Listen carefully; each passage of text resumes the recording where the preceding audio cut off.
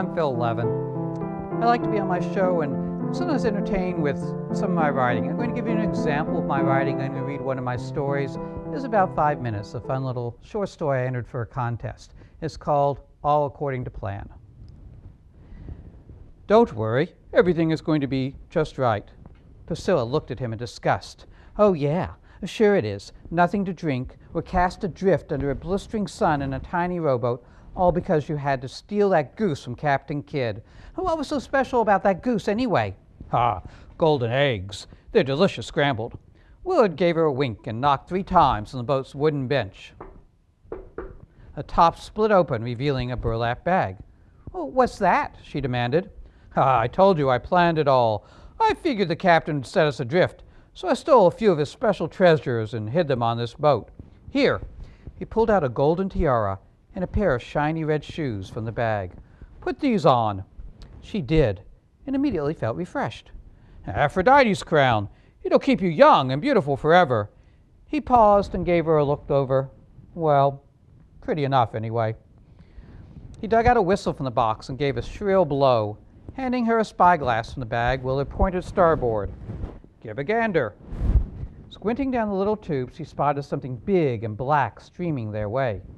In mere ticks of the hourglass, the form became a huge fish, its mouth open cavernously. It swallowed down the little rowboat as if it was a sardine with cream cheese. Yuck! Smells like dead fish. Priscilla held her arm across her nose. Is this what you call a rescue? Part of the plan, Willard insisted. This is Jonah's whale. We're on our way to shore. The words were hardly out of his mouth when, with a mighty burp, the boat and its 2 occupants flew onto the beach of a tropical island. Where are we now? She asked, as he stepped out of the boat with the bag slung over his shoulder. She joined him on the sands, listening to the waves and the tropical birds. The peace shattered with the appearance of a loin-clothed wild man swinging out of the jungle, emitting a piercing call. Oh! Landing nimbly on his feet, he ran up, beating his chest. Me, Tarzan. Priscilla curtsied demurely. Come, Tarzan commanded, turning on his heels and running back towards the jungle. Willard took after him and Priscilla followed. She caught up to them standing in front of a huge flat rock. Now what? She asked. Willard sighed. Girl, don't you ever read? He pointed across a clearing where a band of Arabian horsemen trotted out of the woods.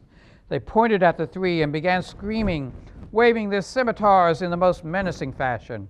With a shout, the 40 charged their steeds towards the travelers. Tarzan made a quick jump onto a handy vine and swung away. Get us out of here, Priscilla screamed. Willard gave her cheek a pinch. I told you, all according to plan. Turning to the wall, he shouted, Open sesame! A dark opening materialized right in front of them. He pulled Priscilla into the gap, which sealed itself behind them. The darkness gave way to a glowing lantern Willard pulled from the magic sack. Priscilla squinted into the light source and thought she saw a small creature. Firefly? He held his fingers to his lips. Tinkerbell, he whispered. Holding up the lamp, he turned and picked his way into and down a narrow tunnel. She followed as best she could, stumbling occasionally over strewn rocks. One of them whimpered. After an abrupt turn, he halted, grabbed her arm, and pointed. Ahead, a huge red dragon rested on a pile of glowing golden treasure. Who's that? Priscilla whispered. Smog. That's Bilbo Baggins. Priscilla followed his indication and spotted a pint-sized creature with a small bow standing in a corner, filling his pack with gold. The dragon's eyes snapped open and he growled, his fire breath coming within a thimble of torching the hobbit. With a shriek, the little creature scampered down a hallway, the monster in hot pursuit. Now's our chance, Willard cried, jumping into the treasure. He began shoveling the pieces into his bag. Priscilla followed tentatively. But what if the dragon comes back? Oh, I have it all planned out, he insisted, just as the roar of the creature could be heard approaching. Pointing to Priscilla's feet, he said, You're wearing the ruby slippers. Just knock your feet together as I hold your hand. Say, there's no place like home, and we'll be on our way.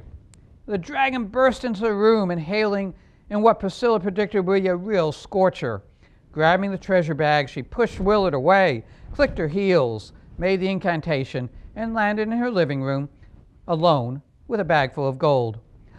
Sorry, Willard, she said, a wicked smile stretching her face. I just made some plans of my own. Looking in the mirror, she carefully adjusted her new crown. And that's my story. Hope you enjoyed it. Philip Levin's mystery suspense thriller Inheritance tells of a young newspaper reporter who is scheduled to receive a multi-million-dollar inheritance, if she can survive. Each chapter begins with her daily column, and each gets her deeper into trouble with accused murderers stalking her, cocaine trafficking, and political corruption all stirred into the mix. A mysterious sailor may be her savior, or perhaps her worst nightmare. Available from Amazon.com or from Dr. Levin's website.